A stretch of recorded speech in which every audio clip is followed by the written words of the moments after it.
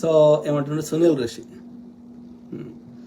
అన్నగారు, ఈ రాథోడ్ గారు కేసీఆర్ గాని చెంచాగాడు అన్న, నిజమైన లంబాడీలు వీళ్ళు కాదు అన్న, నిజమైన లంబాడీలు మన ఆదిలాబాద్ వాసులు, నిజమైన లంబాడీలు మన ప్రవాస గోండులు, ఈ లుచ్చాగాళ్ళు మన వాళ్ళు కాదు, వీళ్ళు ఆ మార్వాడి డిఎన్ఏతో ఉన్న వాళ్ళే అన్న, మార్వాడి గాళ్ళు ఇప్పుడున్న లంబాడి వాళ్ళు ఒకటే డిఎన్ఏ అన్న. కరెక్ట్ బ్రదర్, వాళ్ళే చెప్పుకుంటారు, మనం కాదు చెప్పేది. మీరు ఎవరన్నా ఈ కొంచెం తెల్లగా ఉన్న లంబాడీల దగ్గరికి పోయి అడగండి, ఓకే, వాళ్ళే చెప్పుకుంటారు మేము రాజపుత్రులము, మేము అక్కడ రాజస్థాను ఏదో చెప్పుకుంటారు. కానీ వాడు ఇక్కడ ఫీల్ కాడు. ఇక్కడ రిజర్వేషన్ ఇక్కడికి వచ్చే ఇక్కడ ఉండే మూలవాసులైన చెంచులయ్యి, గోండులయ్యి, ఈ కోయలయ్యి వీళ్ళకి రావాల్సిన అన్ని కొట్టేస్తారు. కొట్టేసి అన్ని దోసుకొని అన్ని అనుభవించి ఇక ఎస్టీలకు రావాల్సిన మీరు చూడండి,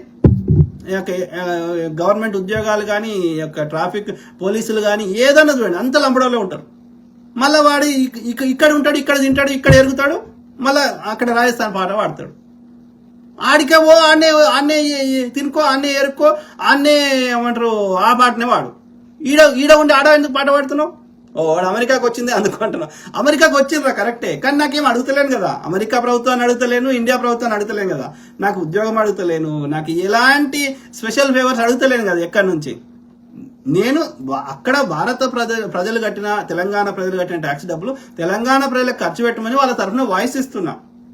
నాకున్న విశ్లేషణ కానీ, నాకున్న చదువు కానీ, నాకున్న తెలివితేటలు కానీ, నా వాయిస్ కానీ, నా గొంతు కానీ వాళ్ళ తరఫున మద్దతుగా మాట్లాడుతున్నా తప్ప అందులో ఇక్కడ అమెరికా ప్రభుత్వాన్ని కానీ, అక్కడ భారత ప్రభుత్వాన్ని కానీ, నాకు స్పెషల్గా తెలంగాణ ప్రభుత్వాన్ని కానీ, నాకు ఏదైనా ఫేవర్ కావాలి, నాకు పదవి కావాలి, నాకు పైసలు కావాలి, నాకు ఇంకోటి కావాలని అడుగుతలేను కదా. సో అది ఎక్కడున్నా చేస్తా, అమెరికానే కాదు, ఆఫ్రికా రేపు పొద్దున ఆఫ్రికాకు పోయినా చేస్తా, భారతదేశంకి వచ్చినా చేస్తా. దాంట్లో నా స్వార్థ ప్రయోజనం ఏం లేదు కదా, ఏడుంటేంది.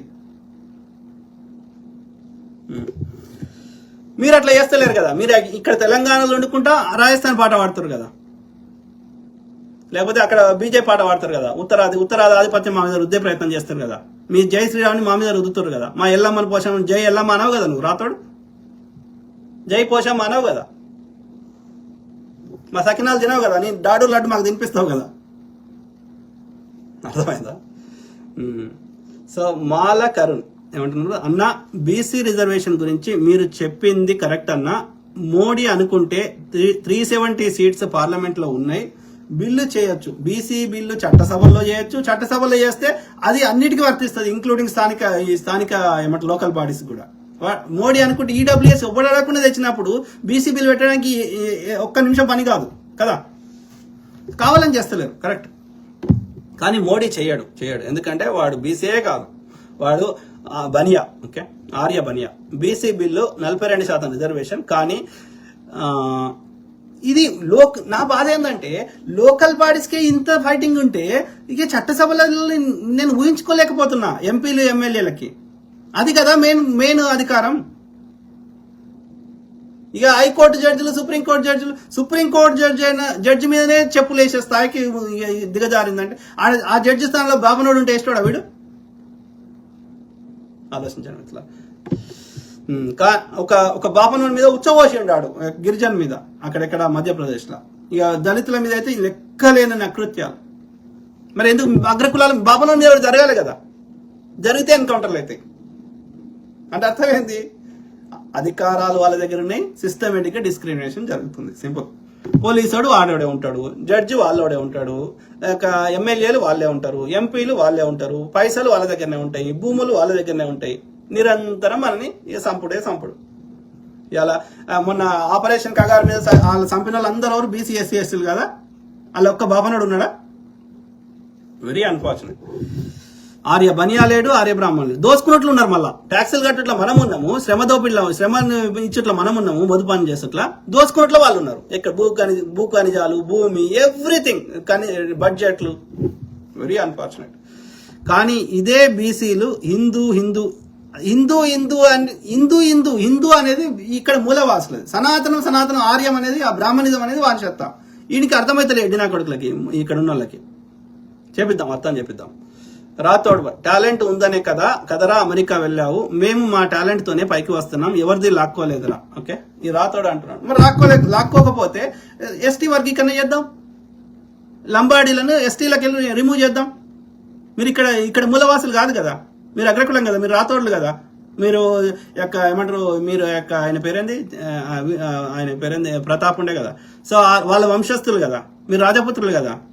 వెళ్ళిపోండి ఆడనే ఉప్పు అమ్ముకోండి, లేకపోతే ఆడ రాజ్యం వెళ్ళుకోండి, లేకపోతే మిమ్మల్ని ఎస్టీ రిజర్వేషన్ తొలగిస్తాము. ఓకే, మిగిలిన వాళ్ళకి ఎస్టీ వర్గీకరణ చేస్తాం. ఉండండి. మీరు ఫిజికల్గా వెళ్ళిపోమంటలే మేము, మీరు ఇక్కడ రావాల్సిన వాళ్ళకి రాణిస్తలేరు కదా, అది మోసం చేస్తున్నారు. అందుకని మీరు ఎస్టీ రిజర్వేషన్లకి తీసేస్తాం అంతే, లంబాడీలను. మీరు ఉండండి, మీ టాలెంట్ ఎంత చూపెడతారో ఉండండి, ఎవడొద్దన్నాడు, మేము బొమ్మట్లేం కదా. ఎవరు? వీరాస్వామి వడ్డీ. వాస్తవాన్ని ప్రచారం చేస్తున్న మీపై అవగాహన లేని అగ్రవర్ణాల చెంచాల బోకులు వాళ్ళు తిట్టిపిస్తారు. చిల్లర కమ్ముడు ఈ గాడిద కొడుకులు వాళ్ళతోటి వాళ్ళు చిల్లర ఇస్తే వీడు తాగి వరుతుంటాడు అంతే. ఎవరు? ఈ రాతోడు లాంటి. వాస్తవాన్ని ప్రచారం చేస్తున్న మీపై అవగాహన లేని అగ్రవర్ణ చెంచాల బోకుల మాటలు పెద్దగా పట్టించుకోకండి సార్. నిజమైన నాలాంటి అంబేద్కర్ వారసులు ఎంతో మంది ఉన్నారు. Correct brother. వీరాస్వామి వడ్డీ. ఐఎమ్ వెరీ థ్యాంక్ఫుల్ టు నా యొక్క ఏమంటారు గుడ్ ఇంటెన్షన్ ని అర్థం చేసుకొని నాకు మద్దతు ఇస్తున్నటువంటి నా అన్నలు, తమ్ముళ్ళు, అక్కలు, చెల్లెళ్ళు, మిత్రులు అందరికీ కృతజ్ఞతలు. Very thankful. ఓకే, ఎందుకంటే ఇది సమిష్టి కృషి, నేను ఒక్కరిని చేయలేను. మీకు అవగాహన చేయించవడాకే నేను చేయగలుగుతా, కానీ గ్రౌండ్ లో ఉండి పోరాటం చేయాల్సింది మనందరం. ఓకే, ఎవడ్రా రాజస్థాన్ పాట పాడుతుంది, నువ్వు అమెరికాలో ఉంటూ భారత్ అని చెప్పుకోవడం లేదా? నేను ఏం చెప్పుకున్నా? నాకేమైనా స్పెషల్ ఫేవర్స్ అడగలే కదా. నా మాతృదేశం మీద ప్రేమతోటి అక్కడ ఉన్న సంపదాన్ని అందరికి సమానంగా చెందాలి, సమన్యాయం జరగాలని పోరాటం చేస్తున్నా.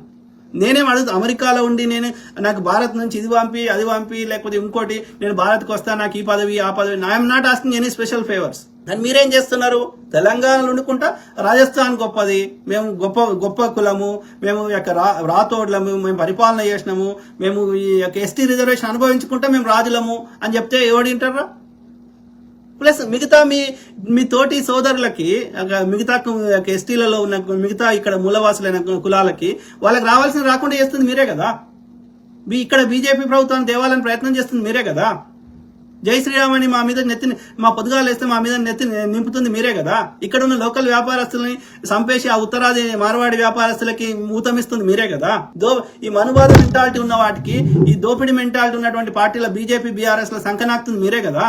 లెఫ్ట్ పార్టీలు లేవా, కమ్యూనిస్ట్ పార్టీలు లేవా, ఇంకో పార్టీ లేదా? లెఫ్ట్ పార్టీలకు మీరు మద్దతు ఇస్తలేరు కదా, దోపిడీ పార్టీలకి, రైట్ పార్టీలకి మద్దతు ఇస్తారు కదా, మీరే కదా చేస్తుంది. సో 14వ శతాబ్దం నుంచి మా జాతి ఇక్కడే బతుకుతుంది. మా జీన్స్ ఎక్కడిది అంటే రాజస్థాన్ అంటే పాట పాడినట్టే. నువ్వే చెప్తున్నావు 14వ శతాబ్దం నుంచి ఉన్నామంటే. మరి నీ 14 కంటే ముందు ఇక్కడనే పుట్టి పెరిగిన వాళ్ళ సంగతి ఏంది? గోండుల సంగతి ఏంది? గోండువానా రాజ్యం ఉండే మధ్యప్రదేశ్, మన తెలంగాణ ఆసిఫాబాద్ పైకి పోతే. ఓకే, సో మరి వాళ్ళ పరిస్థితి ఏంది? కోయళ్ళు అయితే ఇక్కడ లోకల్ ఉన్నారు కదా అనాది నుంచి, వేల సంవత్సరాల నుంచి. సమ్మక్క సారలమ్మ అంటే ఎవరు? ఈ కోయల్లే కదా. సో ఎప్పుడు వాళ్ళు ప్రతాపరుద్రుడి కాలం అంటే 12వ శతాబ్దం. అంటే 12వ శతాబ్దం అంటే కాకతీయుల కాలంలో చివరి రాజు. అంటే వాళ్ళు ఎప్పటి నుంచి ఉన్నట్లు లెక్క? వేల సంవత్సరాల నుంచి ఇక్కడనే ఉన్నట్లు లెక్క కదా. కాకతీయుల కంటే ముందు చాళుక్యుల కంటే ముందు రాష్ట్రకూటుల కంటే ముందు బాదామి చాళుక్యులు, అంతకంటే ముందు ఇంకా ముందు విష్ణుకుండిన్లు, ఇక్ష్వాకులు, అంతకుముందు పోతే శాతవాహనులు. అంటే అనాది నుంచి వేల సంవత్సరాల నుంచి ఉన్నారు కదా వాళ్ళు, మౌర్యులు. మరి నువ్వే చెప్తున్నావు, ఇప్పుడు నువ్వు చెప్పిందే చెప్తున్నావు 14వ శతాబ్దం అని. మరి నీకంటే ముందు ఉన్న సంగతి ఏంది? మార్క్ గురుసింగ.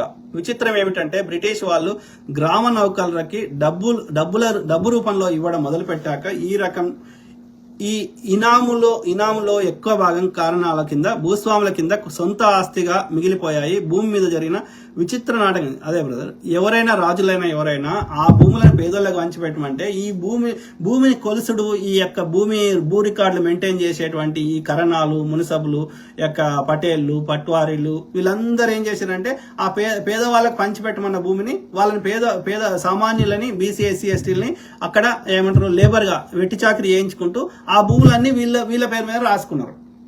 ఓకే, అక్కడ ఆ పాలకులకి ఆ గ్రామీణ ప్రాంతాల్లో పట్టు లేదు. సో వీళ్ళు ఎందుకంటే వీళ్ళ అవసరం ఎందుకు వచ్చింది వాళ్ళకంటే ఈ రైతులని యుద్ధ సమయంలో వాళ్ళని ఆర్మీకి వాడుకోవడానికి వీళ్ళు మధ్యవర్తులుగా ఉండేవారు. ఈ గ్రామాల్లో ఉన్నటువంటి రైతులని యుద్ధ సమయంలో యుద్ధానికి కోసం పంపించేవాళ్ళు వీళ్ళు. అందుకని వాళ్ళు యుద్ధంలో సాయం చేసినందుకు ఈ భూముల మీద వచ్చే ట్యాక్స్ ని మీరు మాకు వసూలు చేసి ఇవ్వండి, అందులో కొంత మీరు తీసుకోండి, కొంత మాకు ఇవ్వండి అని చెప్పి ఈ రాజులు చెప్పేవాళ్ళు. నేను అనేది బ్రిటిష్ అనుకండి ముందు చెప్తున్నా. సో ఆ విధంగా ఉంటే ఏం చేశారంటే వీళ్ళ కుట్ర ప్రకారం ఆ భూములని వీళ్ళే సొంతంగా చేసేసుకున్నారు. ఈ ట్యాక్స్ వసూలు చేసేటోళ్ళు కానీ లేకపోతే అప్పుడు ట్యాక్స్ ఏముండేది, భూమే ఉండేది, భూమి మీద వచ్చే ఆదాయమే. ఓకే, సో ఈ భూమి మీద వచ్చే ట్యాక్స్ ఈ ట్యాక్స్ వసూలు చేసేటోళ్ళు పట్టేలు పట్టారంటే అదే. లేదు అంటే ఈ భూ రికార్డులు మెయింటైన్, ఇప్పటిలెక్క లేదు కదా, అన్ని కాగితం మీద రాష్ట్రాలు కదా. సో ఈ భూ రికార్డులు మెయింటైన్ చేసేటోళ్ళు వీళ్ళిద్దరు కలిసి ఈ భూమిని వాళ్ళే మింగేసారు. అప్పుడు అక్కడున్న రాజులు ఏం చేయలేరు, వీళ్ళ సహాయం లేకపోతే రాజు గెలవలేడు కాబట్టి, ఎప్పుడైనా శత్రు దేశం ఎప్పుడైనా దండయాత్ర చేయొచ్చు కాబట్టి వీళ్ళు చెప్పినట్టు నాల్సి వచ్చేది. వీడు రాసుకున్నా ఆయన ఏమనేటోడు కాదు, ఎందుకంటే నాకు ట్యాక్స్ వసూలు చేసి కట్టిస్తుండే కదా అని. ఇక్కడ నష్టపోయింది ఎవరు? ఆ శ్రమ దోపిడీ చేసి వెట్టి చాకరీ చేసి ఆ శూద్రులు, వాళ్ళు కష్టపడి వాళ్ళు వెట్టి చాకరీ చేసుకొని నష్టపోయారు. ఆ సుఖాలు అనుభవించింది అక్కడ ఉన్న భూస్వాములు, అట్లనే ఈ యొక్క రాజు గాని రాజకుటుంబాలు గాని. సో అట్లా జరిగింది. కానీ రాజులు ఇనీషియల్ గా చేయలే, అట్లా అందరికి వంచిపెట్టమని చెప్పారు. కానీ రాజు నిస్సహాయ స్థితి, రాజు ఏమి చేయలేని పరిస్థితి. అబ్యూజ్ చేసింది ఎవరు? భూస్వాములు నథింగ్ బట్ ఇప్పుడున్న అగ్రకుల.